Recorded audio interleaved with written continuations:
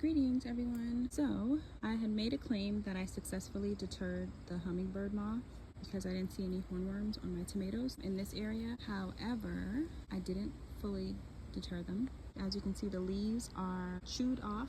So I noticed this damage on the leaves a few days ago and I was looking for the worm, but as the days went on, I noticed that there was no new damage. In fact, I started noticing new growth coming up. One of the reasons why I planted so much dill was not just to harvest it as an herb, but also to attract the parasitic wasp. The parasitic wasp would lay its eggs on the worm. When those eggs hatch, they feed on the worm, so the worm doesn't really get that far in life. And I'd much rather nature take care of that problem than me.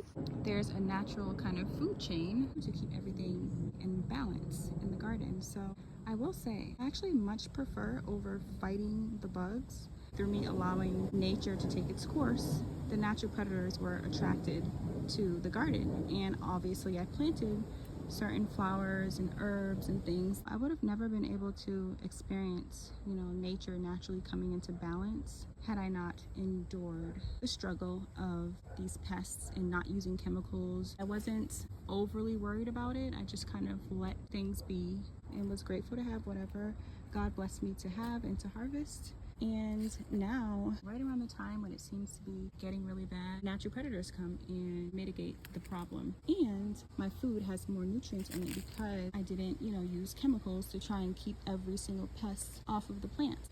So even though we did get hornworms, they are nowhere to be found. And I had nothing to do with the process. Nature did. So I'll take it. These seeds that I get from these tomatoes are gonna have that memory, that resilience. You just have to wait it out and eventually balance comes. Now obviously if it was really ridiculous then I would take action, but I'm really glad that I allowed things to play out because now I see the possibilities. It may not look perfect all the time, maybe some bumps and bruises, but the fruit will be stronger than all the fruit before it.